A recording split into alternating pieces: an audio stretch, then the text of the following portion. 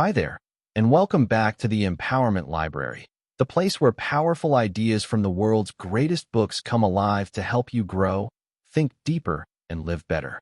Today, we're diving into one of the most important psychology books of our time, Flow, The Psychology of Optimal Experience by Mihaly Csikszentmihalyi. This book reveals the real science of happiness, not the happiness that comes from comfort or money, but the happiness that comes from being completely absorbed in what you're doing, where time fades away and your best self comes forward. If you've ever wondered why some moments feel magical, why you sometimes lose track of everything because you're so focused, or how you can turn your daily routine into a source of joy and meaning, this video will give you the answers.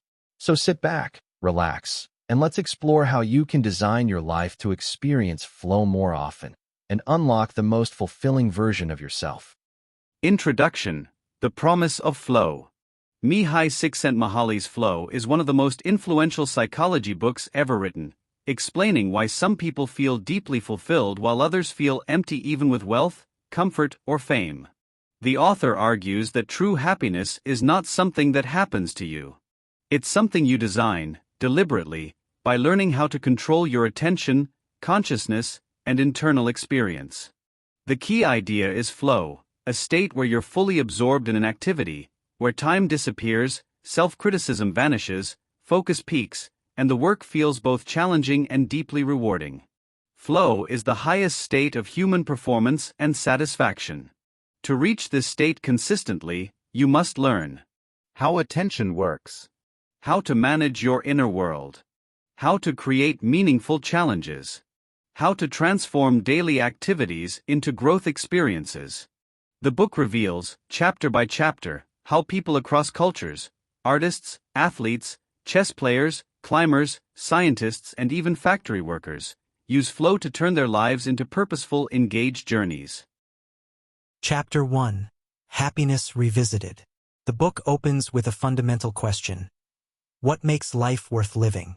Many assume happiness comes from money, comfort, or external rewards. But research shows that after basic needs are met, more wealth does not create more joy. True happiness depends on how you experience life, not on what you possess. The author introduces the concept of subjective well-being, the internal quality of your daily experience. When your mind is left uncontrolled, it falls into worry, boredom, or chaos.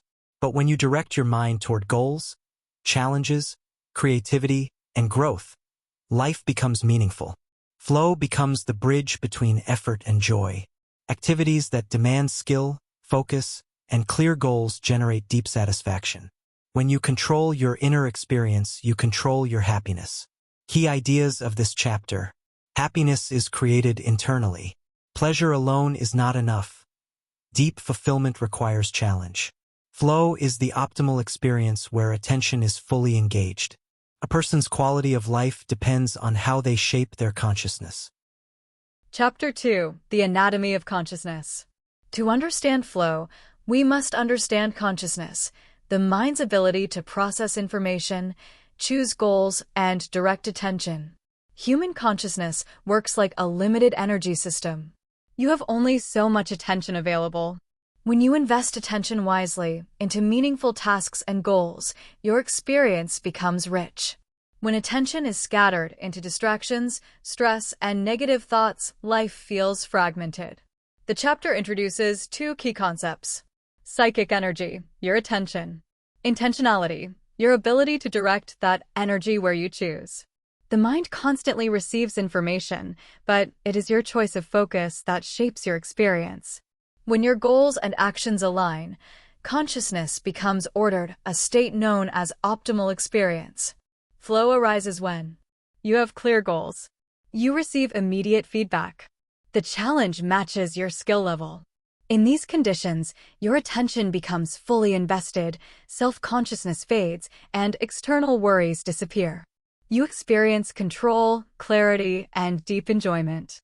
The chapter teaches that controlling consciousness is the foundation of happiness. Chapter 3: Enjoyment and the Quality of Life. Not all positive experiences are equal. Csikszentmihalyi differentiates between pleasure, passive, comfortable, easy, but not transformative. Enjoyment/flow active, challenging, absorbing, and growth-producing.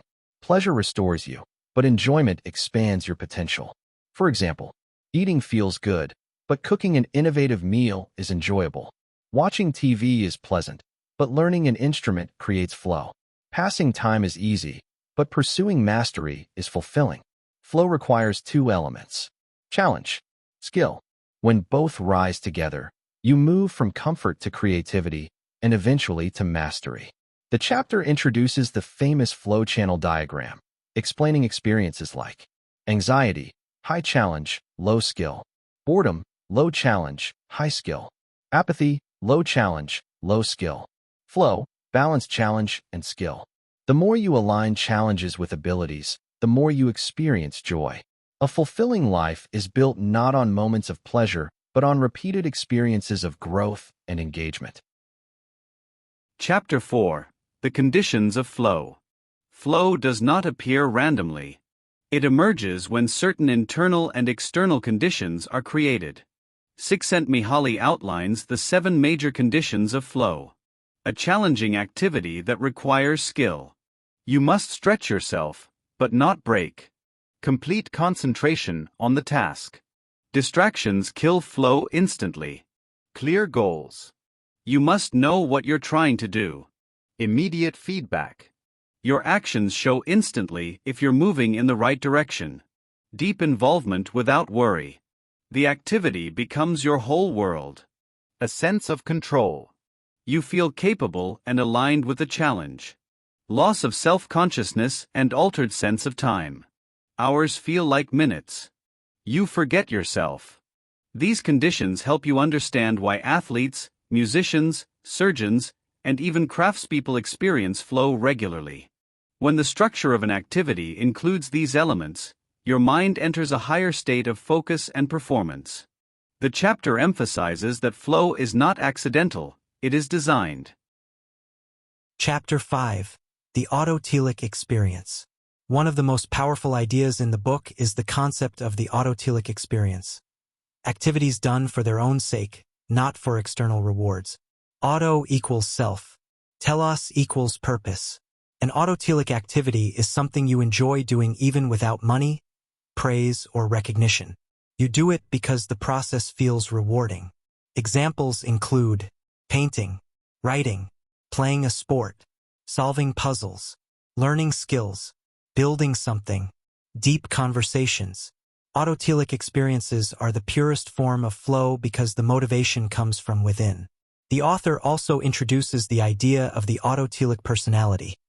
People who naturally seek challenges, curiosity, and growth. Such individuals create flow regardless of conditions. Their traits include curiosity, persistence, low self-centeredness, high intrinsic motivation, ability to turn obstacles into challenges. The chapter concludes that a truly rich life is created when flow becomes part of everyday experience, not only in big achievements but also in small, routine tasks. You learn to transform ordinary moments into opportunities for mastery, creativity, and engagement. Chapter 6: The Flow of the Body. The human body is often treated as a machine that carries the mind, but Csikszentmihalyi reveals that the body itself is a gateway to flow.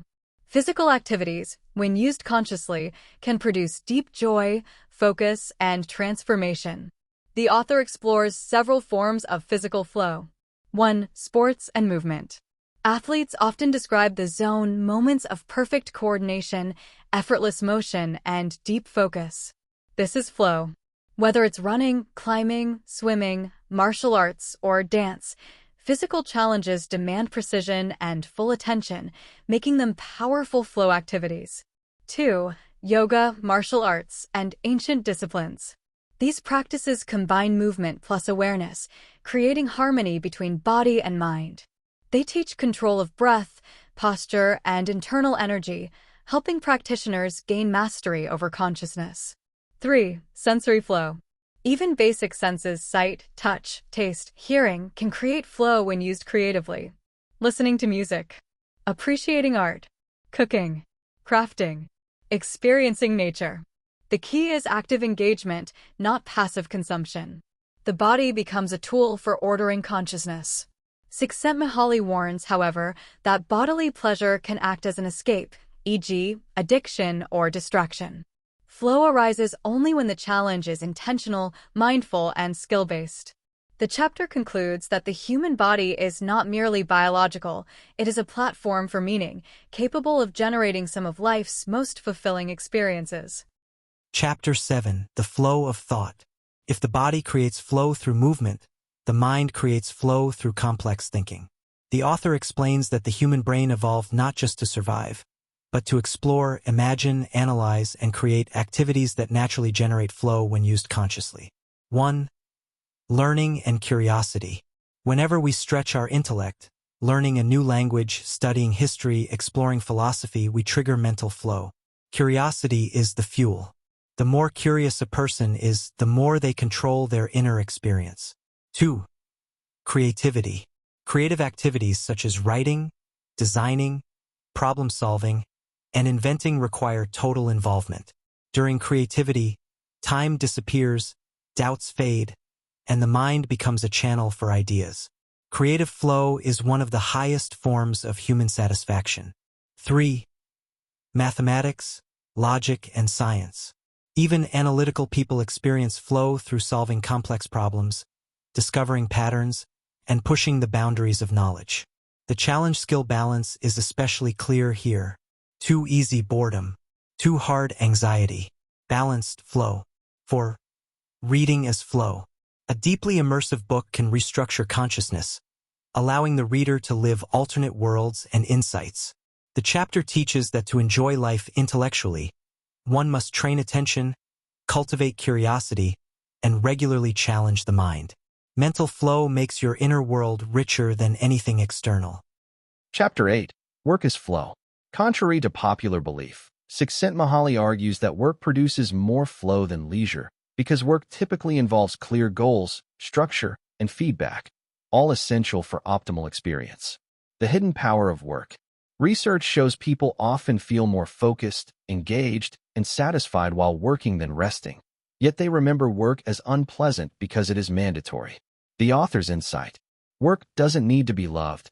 It needs to be structured for flow. 3 qualities that make work enjoyable. Clear goals. You know what to do. Varied and meaningful challenges. You need to stretch your abilities. Immediate feedback. You see progress, improvement, or results. When these are present, even repetitive jobs, like assembly line work, can become intensely satisfying. The autotelic worker. Some people naturally transform work into flow by setting micro goals, increasing personal standards, measuring their own progress, turning routine tasks into games. These individuals rise quickly in life because they bring energy, focus, and creativity to any task. The trap of leisure. Free time is often wasted on passive entertainment rather than meaningful challenges. True leisure requires skills, like hobbies, learning, sports, or creativity, not mere consumption. Work becomes a source of identity, purpose, and daily excellence when structured correctly. Chapter 9. Flow in Family, Relationships, and Community. Flow isn't only an individual experience, it shapes social life as well. 1. Parenting and flow. Children need structured challenges, support, and opportunities to develop their skills. Parents who model curiosity, calm, creativity, and engagement raise children who are internally strong and self-motivated. Families that share conversations, rituals, games, projects, experience more harmony and growth. 2. Friendship and social bonds. The best relationships are active, not passive. Shared challenges, traveling, building, playing sports, learning together, generate flow and strengthen bonds. 3. Love and marriage. Sustainable relationships require mutual growth. Couples who evolve together through shared goals, honest communication, and continuous learning experience deeper happiness. 4. Community and culture. Communities create flow when they encourage creativity, support teamwork, reward meaningful contribution, give people control over their environment. When social structures suppress challenge, autonomy, or purpose, individuals feel powerless and disengaged. The chapter concludes that relationships thrive when they become arenas of shared meaning, not just sources of comfort. Chapter 10. The Autotelic Personality. While anyone can experience flow, certain individuals experience it everywhere, regardless of circumstances. These people possess what Csikszentmihalyi calls the autotelic personality. Key traits of autotelic people: curiosity, interest in learning and exploring; persistence, ability to push through challenges; low self-centeredness, focus on the activity, not ego; self-discipline, control of attention; intrinsic motivation, doing things for internal satisfaction. Autotelic individuals transform ordinary life into growth. Where others see boredom, they see opportunity. Where others feel anxiety, they find challenge. Where others feel trapped, they create meaning. How such personalities develop. 2 factors shape it: family environment, structured, open, encouraging; personal habits, daily practice of attention, skill, and challenge. The chapter emphasizes that although some people naturally possess these traits, anyone can train themselves to become autotelic through regular practice of flow-inducing habits. Conclusion: Making flow a way of life. The final section brings together the book's core message. A meaningful life is built, not found. Flow is the process through which consciousness becomes ordered, experience becomes richer, challenges turn into opportunities, effort becomes joy, life becomes meaningful. Csikszentmihalyi identifies 3 pillars of a life filled with flow. 1. Control your attention. Where focus goes, life goes. You must choose what your mind pays attention to: goals, skills, progress, and meaningful challenges, not fear, distraction, or negativity. 2. Develop complex skills. Flow grows when your abilities grow. Lifelong learning, creativity, and discipline convert ordinary days into extraordinary experiences. 3. Pursue autotelic goals. Do things because they matter to you, not for approval or external rewards. This inner freedom is the foundation of happiness. Flow is not an escape from reality. It is the deepest form of engagement with life.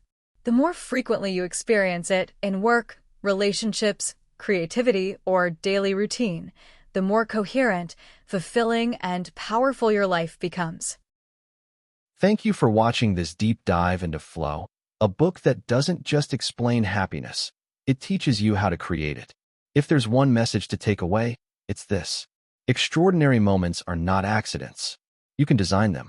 By choosing challenges that stretch you, by focusing your attention, and by turning everyday activities into meaningful experiences, you can transform your entire life into a journey of growth, purpose, and inner strength.